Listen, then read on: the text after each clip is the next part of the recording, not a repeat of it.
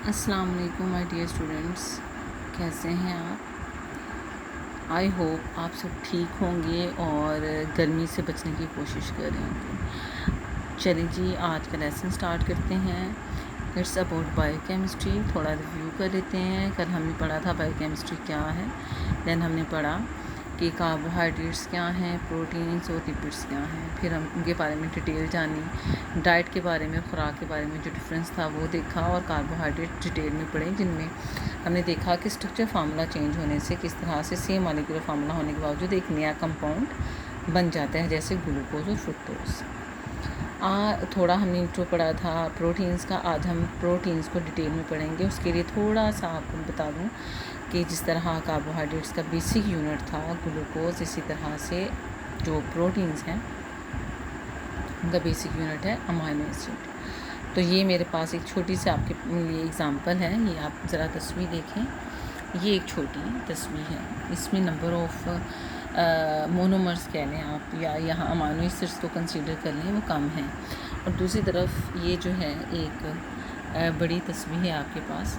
तो इसमें जो है अगर हम देखें इसमें नंबर ज़्यादा हैं। तो इट डिपेंड्स कि आपका कौन सा प्रोटीन बनने जा रहा है, किस तरह से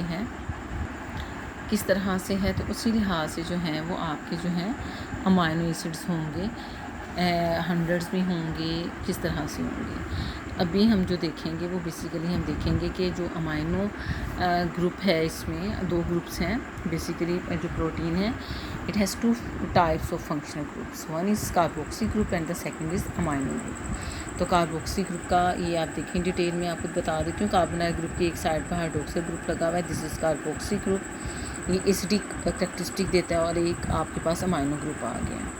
अब ये जो यहाँ पर आपको नज़र आ रहा है, this is not sign of subtraction और माइनस, ये बॉन्ड है। यहाँ आगे कोई चीज़ अटैच होगी। इसी तरह अमाइनो ग्रुप में यहाँ कोई ना कोई जो भी कार्बन एटम है, आप आगे स्ट्रक्चर देखेंगे तो वो आगे यहाँ पर अटैच होगा।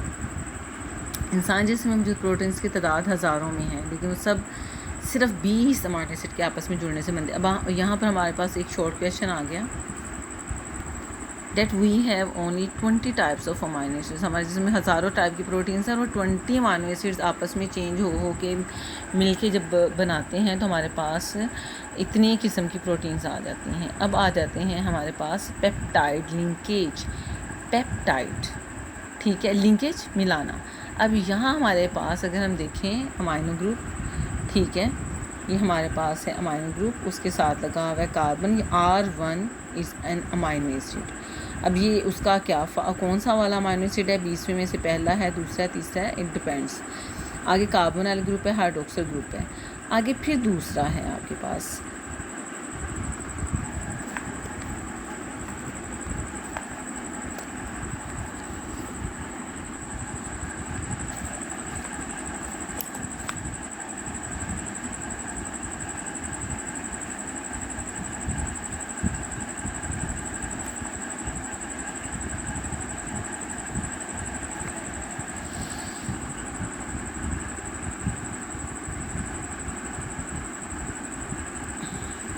जी, फैटी एसिड्स ग्लिसरॉल अमील अल्कोहल। अब हमारे पास मेथनॉल है, इथाइल अल्कोहल है, इसको हम इथाइल अल्कोहल भी कहें। इथाइल अल्कोहल हम यूज़ नहीं करते इतना, यहाँ इथाइल अल्कोहल ज़्यादातर हम इस्तेमाल करते हैं, हमारे लिए डेंजरस नहीं होती है। ट्राई एस्टर बनाते हैं, ट्राई 3 एस्टर ग्रुप आ जाएगा तो आगे हम देख लेते हैं, जो कि एक चर्बी है। मिसाल के तौर पर स्टीरिक एसिड ग्लिसरॉल के साथ मिलकर ट्राई एस्ट्रिन बनाता है, जो एक चर्बी है, और इनको ट्राइग्लिसराइड्स भी कहा जाता है। तो ये डेफिनेशन आ जाएगी आपके पास ट्राइग्लिसराइड्स की। अब यहाँ हमारे पास स्टीरिक एसिड है, अब उसके साथ ग्लिसरॉल देखें, 3 हाइड्रोक्सिल ग्रुप लगे हुए हैं।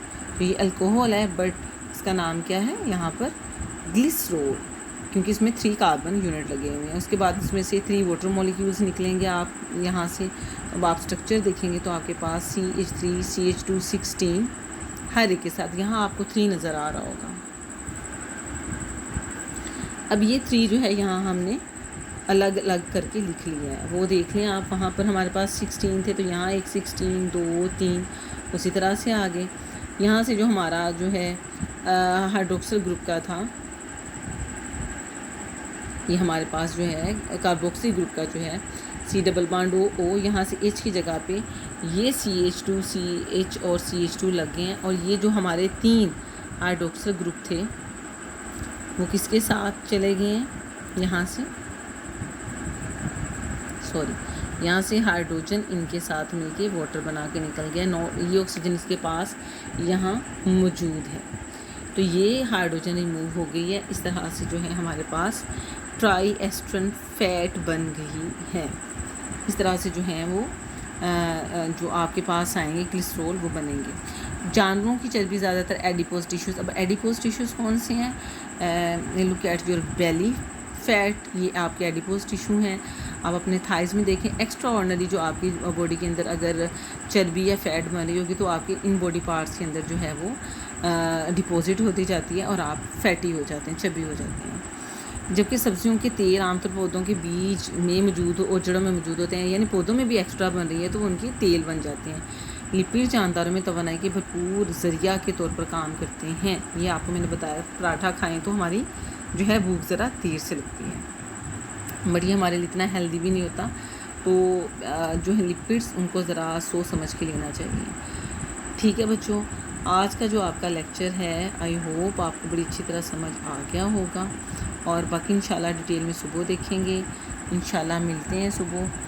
कोई क्वेश्चन हो कमेंट्स में पूछ लें, ग्रुप में पूछ लें, ठीक है, लेकिन आपने हेजिटेट बिल्कुल नहीं करना। अगर आप पूछेंगे नहीं तो सीखेंगे नहीं। खुश रहें, इंशाल्लाह सुबह मिलते हैं। अल्लाह हाफिज़।